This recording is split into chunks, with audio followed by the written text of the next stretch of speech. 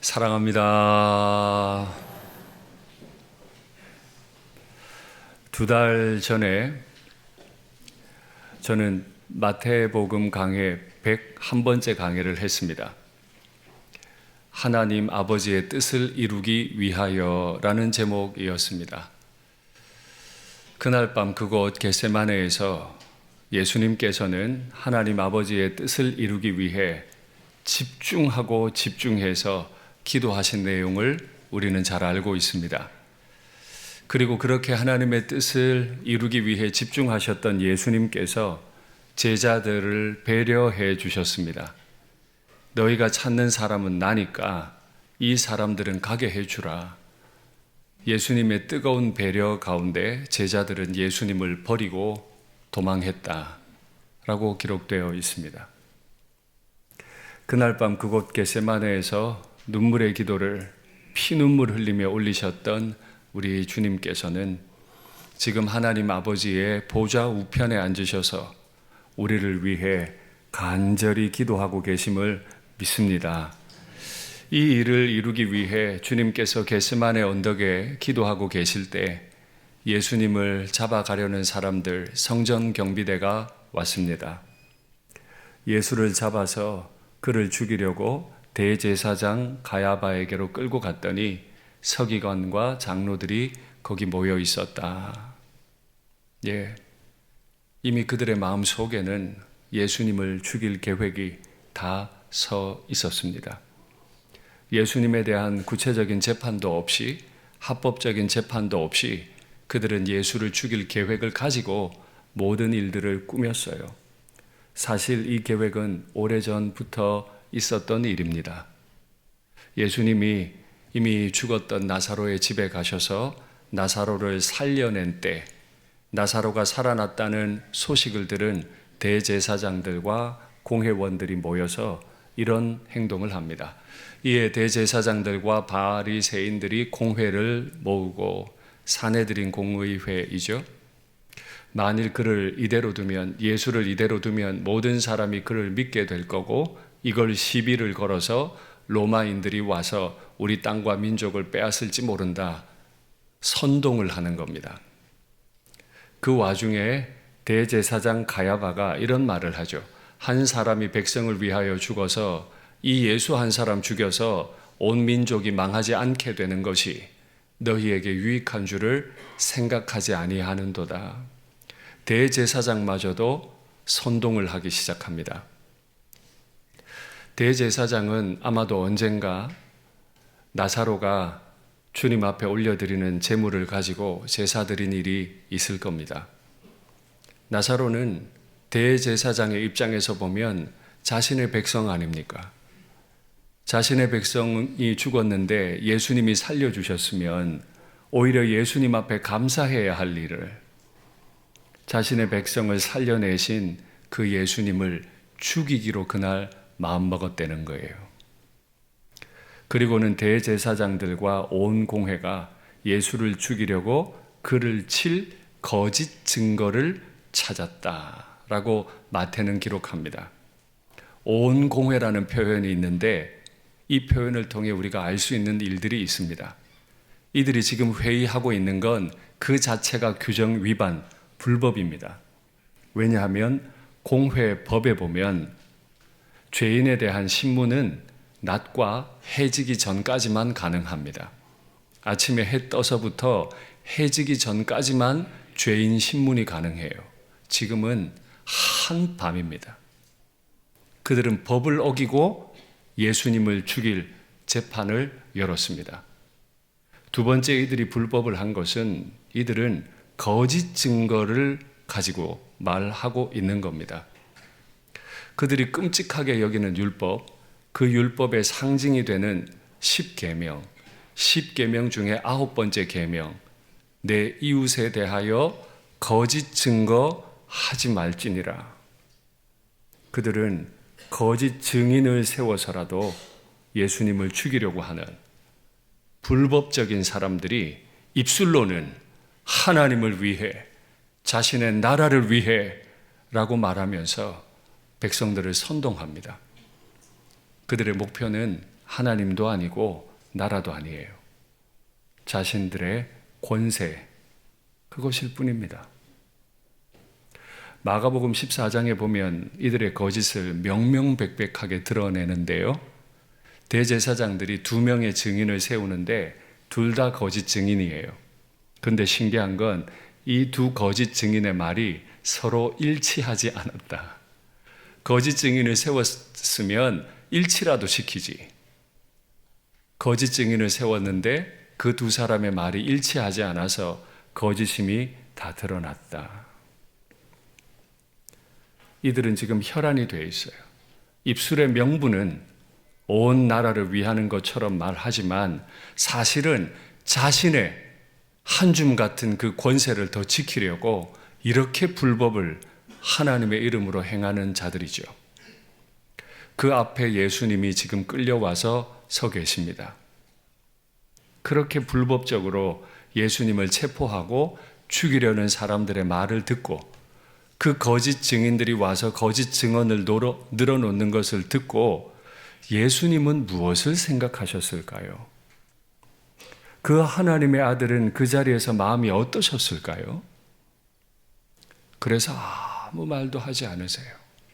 남들은 온갖 거짓으로 예수님을 죽이려 하는데도 예수님은 한마디도 하지 않으세요. 말씀 볼까요? 대제사장이 일어서서 예수께 묻되 아무 대답도 없느냐? 이 사람들이 너를 치는 증거가 어떠냐? 거짓이다! 하면 될 텐데 예수님은 침묵하세요. 대답을 안 하세요. 때로는 침묵이 웅변보다 더 큰 소리죠. 대제사장이 이르되 내가 너로 살아계신 하나님께 맹세하게 하노니 대제사장이 감히 하나님의 이름을 들먹거려요. 내가 너로 하나님께 맹세하게 하는 질문을 할게. 대답해봐라. 네가 하나님의 아들 그리스도라면 오늘 우리 앞에 하나님의 이름 걸고 한번 대답해봐라. 여태 모든 거짓 증언에 예수님은 침묵하셨지만 하나님의 이름이 나오는 순간 대답을 하십니다. 예수님의 대답은 정말 엄청난 것이었습니다. 말씀 볼까요? 네가 말했다. 하나님의 아들인지 우리에게 말하라. 네가 잘 말했다. 내가 하나님의 아들이다. 그러나 내가 너희에게 이르노니 이후에 인자가 권능의 우편에 앉아 있는 것과 하늘 구름을 타고 오는 것을 너희가 보리라. 감당할 수 없는 말이죠. 보좌 우편에 앉는 것과 보좌 우편에 앉았다가 하늘 구름 타고 다시 올 것을 너희가 볼 거다.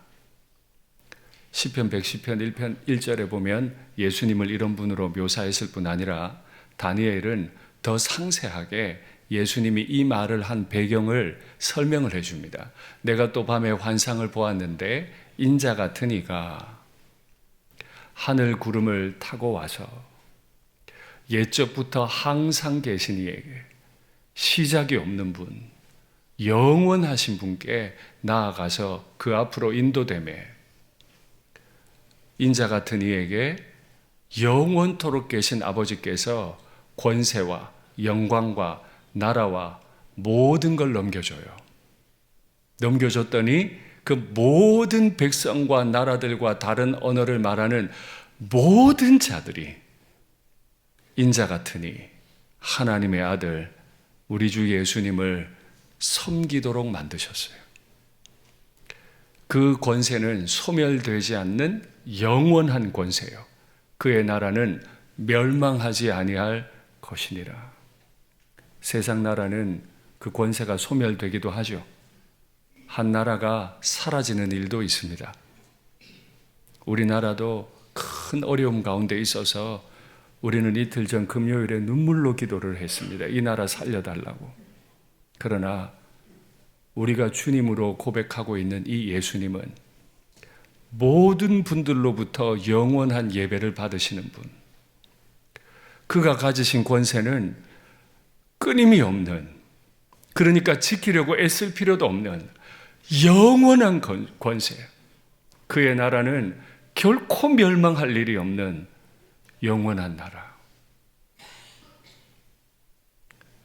만일 대제사장들과 공회원들이 예수님이 이런 분이라는 걸 알았더라면 이 심야에 예수님 붙잡아 와서 죽이려고 했겠습니까? 만일 예수님이 이런 분인 걸 알았더라면 거짓 증인을 세워서 예수님을 죽이려고 했겠습니까? 하나님의 아들, 이 땅에 몸을 입고 오신 분이 어떤 분인지 모르니까 예수님 앞에 이렇게 불법적으로 대하게 됐던 거죠. 이 과정을 다 지켜보셨던 예수님의 마음은 어땠을까요?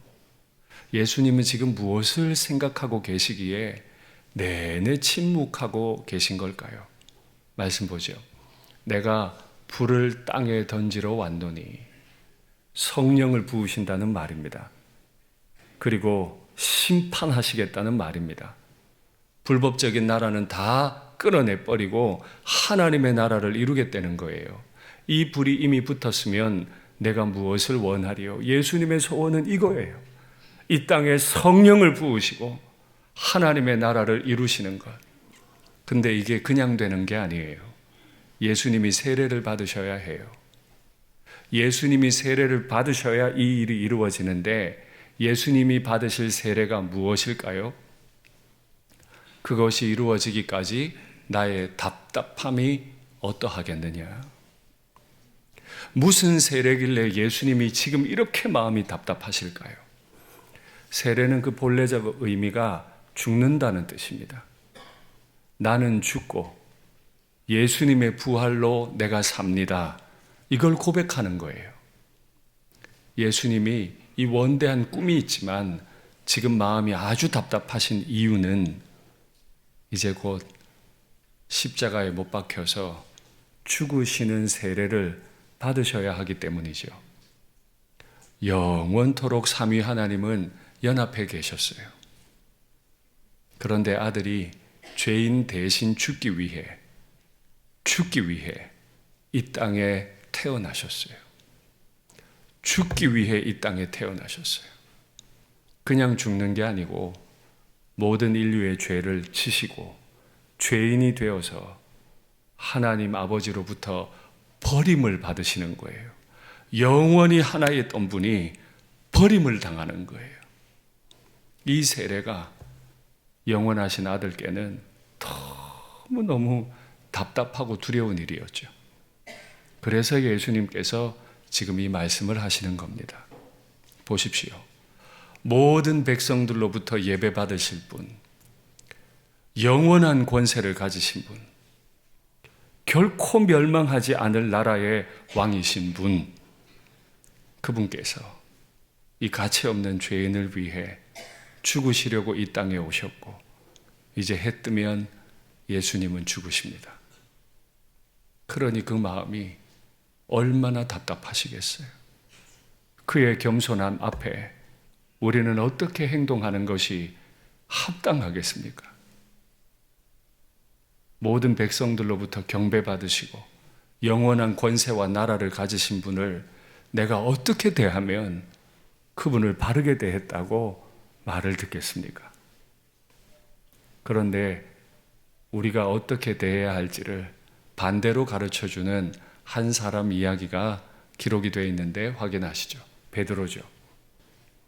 다 주를 버려도 나는 주님을 버리지 않겠습니다. 어디 감히 나의 주님을 체포하느냐고 사람의 귀를 베어버린 베드로죠. 그 베드로가 멀찍이 예수를 따랐다. 대제사장의 집들에까지 갔는데 갑자기 궁금해요. 그 결말을 보려고 안에 들어가서 하인들과 함께 앉아 있다.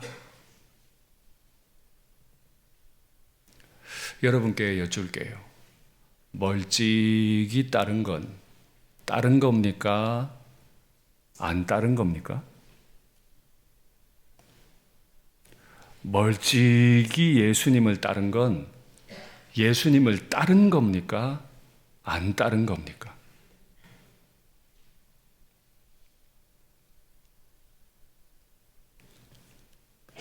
그 결말을 보려고 안에 들어갔다. 결말 봐서 뭐 하게요? 멀찍이 따를 거면서 그 결말 봐서 뭐 하게요? 무슨 의미가 있는데요? 자신이 주님을 사랑하지 않는데 주님의 결말 봐서 뭐 하게요? 왜 호사가처럼 행동하는 거죠? 주님의 배려 가운데 도망간 사람이 왜 멀찍이 따르고 결말 헤아리고 말하려고 하는 건데요? 하인들과 함께 앉았다. 누가복음에 보면 불을 쬐고 있었다. 추웠던 모양이죠. 예수님은 얼마나 추우셨을까요? 말 길게 할 거 없고요. 이 사람이 어떤 사람인지 알려면 그가 누구와 함께 있는지를 보면 됩니다. 이 하인들은 대제사장의 하인이죠. 예수님을 죽이려고 선동했던 그의 하인이에요. 이제 곧 예수님을 잡아 끌 거예요. 기억하십시오. 내가 누구를 사랑하는지, 내가 누구와 함께 있는지를 보면 내가 누군지 압니다. 길게 말할 거 없어요. 그가 누구와 교제하는지를 보면 그 사람을 알 수 있어요. 베드로는 그날 밤 하나님의 아들을 바르게 대하지 못했어요. 모든 분의 경배를 받으시고 영원한 권세를 가지셨고 멸망하지 않을 영원한 나라의 왕이신 분을 멀찍이 따르고 이 결말이 어찌 될까? 하인들과 함께 앉아 불 쬐며 보고 있는 베드로는 하나님의 아들을 바르게 대하지 못했습니다. 어떤 사람들은 예수님을 죽이려고 거짓 증인들을 세우고 3년간 예수님과 함께 다녔던 제자는 멀찍이 따라 죄인들과 함께 불 쬐고 있는 이 상황 가운데 도대체 왜 예수님은 침묵하시고 계십니까? 하나님은 왜 하나님의 영원하신 아들을 이 땅에 보내셨습니까? 도대체 이날 밤을 통해 영원하신 하나님 아버지께서 하고 싶으신 일은 무엇입니까? 하나님이 이 사건을 통해 꼭 드러내주고 싶은 일이 있으셨어요. 요한의 증거를 볼까요? 만일 우리가 사람들의 증언을 받을진데 사람들로부터도 증언을 받으면 그 증언은 귀한 거예요. 그런데 하나님의 증거는 더욱 크다. 영원하신 아버지의 증거니까 얼마나 압도적이겠어요. 그 증거는 이것이니 그의 아들에 대해 증언하신 것이다. 사람들은 자신을 위해 거짓 증인을 세워서 예수님을 공격했지만 거대한 증거를 하실 수 있는 하나님 아버지가 이 아들에 대해 이렇게 증거하세요. 증거는 이것이니 하나님이 우리에게 영생을 주신 것과 이 생명이 그의 아들 안에 있는 그것이니라. 온 땅을 소유하신 하나님 아버지가 이 아들을 땅에 내려보내시며 아들을 통해 증거하고 싶은 게 있으신데, 얘들아, 나는 내 아들을 통해 너를 구원하기 원한다. 생명 없는 너에게 생명 주기를 원해. 내 권세가 영원하고 내 나라가 영원하니 내 앞에 있는 너도 영원한 생명을 얻게 될 거다. 이렇게 말씀하세요. 우리는 이 영생을, 이 생명을 얻게 된 사람임을 믿습니다. 하나님은 우리의 영생을 위해, 우리에게 생명 주시기 위해 아들을 이 땅에 보내셨을 뿐 아니라 지금도 그 아들은 그 영원하신 아버지 보좌 우편에 앉아 우리를 위해 간구하고 계시죠. 그 간구하시는 아들의 간구를 통해 어떤 일이 일어나는지 신앙 고백서를 하나 볼 텐데요. 개혁파 교회 최초로 작성된 요리문답, 중요한 교리를 질문하고 답하는 요리문답의 이름이 하이델베르크 요리문답입니다. 이 하이델베르크 요리문답의 첫 번째 질문과 첫 번째 답이 이렇습니다. 살아서나 죽어서나 당신의 유일한 위로는 무엇입니까? 많은 위로가 있는 것 같지만 우리에게는 오직 유일한 위로 하나밖에 없습니다. 그 위로는 살아서나 죽어서나 나는 나의 것이 아니라는 겁니다. 몸도 영혼도 나의 신실한 구주 예수 그리스도의 것입니다.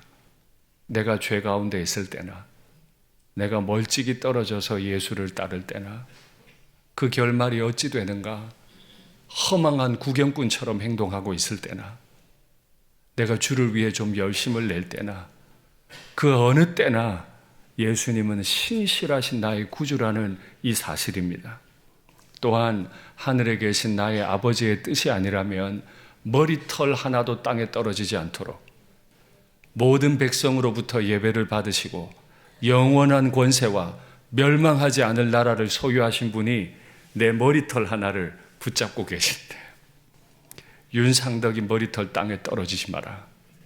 내 머리털 하나까지도 그 권세를 가지고 붙들고 계신대요. 그렇게 나를 보호해 주신대요. 이제부터는 마음을 다하여 내 마음을 다하여 즐거이 그리고 신속히 그를 위해 살도록 성령을 부어주십니다. 하나님의 아들을 대하는 바른 자세가 뭐죠? 영원한 것을 소유하신 분이 이 작고 작은 내 머리털 하나 붙들고 보호해 주신다는데 그분을 대하는 바른 자세는 무엇입니까? 이제부터 영원히 그를 즐거워하고 그의 인도를 받고 그를 높이고 그를 사랑하는 것. 성탄의 계절에 이 마음이 다시 회복되면 좋겠습니다. 하나님의 아들을 이렇게 사랑할 수 있으면 좋겠습니다. 말씀을 맺겠습니다. 어떤 사람들은 거짓 증인을 세워서 예수님을 죽이려 합니다. 어떤 사람은 멀찍이 떨어져 따르면서 예수의 결말이 어찌 되나 보자 합니다. 그러나 하나님의 아들은 한 번도 날 버리신 적이 없으세요. 내 머리털 하나도 붙들고 계세요. 이분께 가까이 가시고 즐거이 가시고 신속히 가시는 복이 있기를 바랍니다.